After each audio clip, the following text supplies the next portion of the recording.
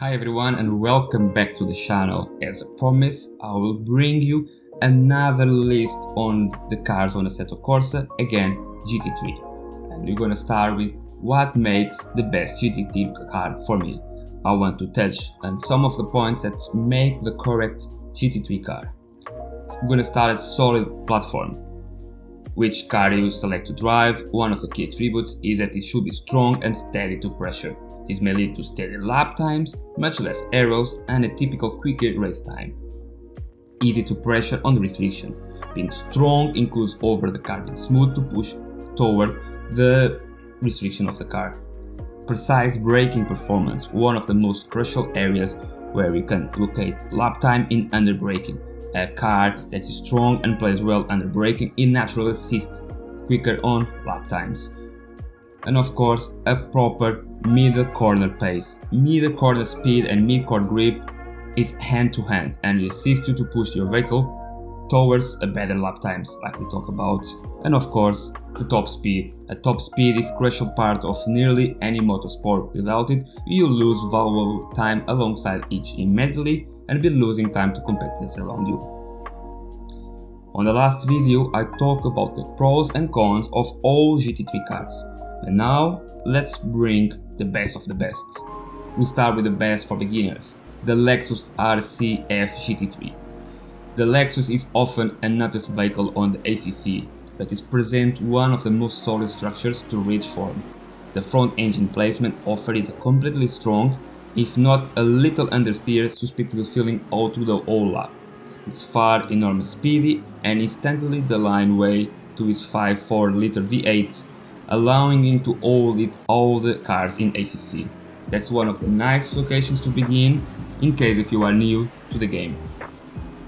Talking about overall pace, and of course BMW M4 GT3 is one of the new cars to be delivered on ACC, but actually make a top entrance. It's a Ford's beautiful overall performance and remarkable balance make it rather clean to pressure speedy and push to the limits. Inside the right fingers, the M4 can run from the most of the people of the competitors on ACC. In overall cars, I will talk about the Ferrari 488 GT3 Evo. Have become one of the exceptional normal motors on the game. It's featured upgrades across the board over the authentic 488. And this serves to make one of the quality cars on the game. Its amazing mid-corner grip, particularly at the same point of high-paced turn, thanks to its balanced weight distribution, and forward aerodynamic is also rather too clean to jump and begin lapping quickly. Of course, if you talk about the best overall car, the best of the fastest will be the Ferrari. Is an excellent all-performer around ACC, like we talk about. His real gains lie on the mid-corner grip and his sensible minimal speeds, permitting to take the top spot of the quickest cars on the game.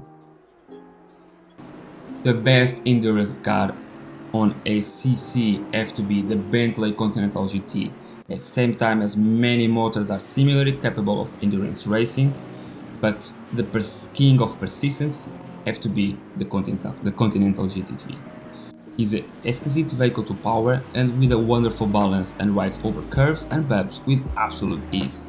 One of the most important elements of ACC will be tire and the fuel, and these two categories the Bentley Continental virtually shines. Talking the fastest straight line speed, and we go back to one of the beginners cars and the easy cars to drive have to be the Lexus RCF GT3. This category is not the most essential as it's just about straight line speed. Although in tremendous top velocity, you get a small advantage over other cars around straight. Apart from the pinnacle pace, as you know, the Lexus RCF have an amazing acceleration and is exceptionally stable. Mid-corner speed, we have to jump on the McLaren 720S. It's a vehicle which boasts incredible middle corner grip.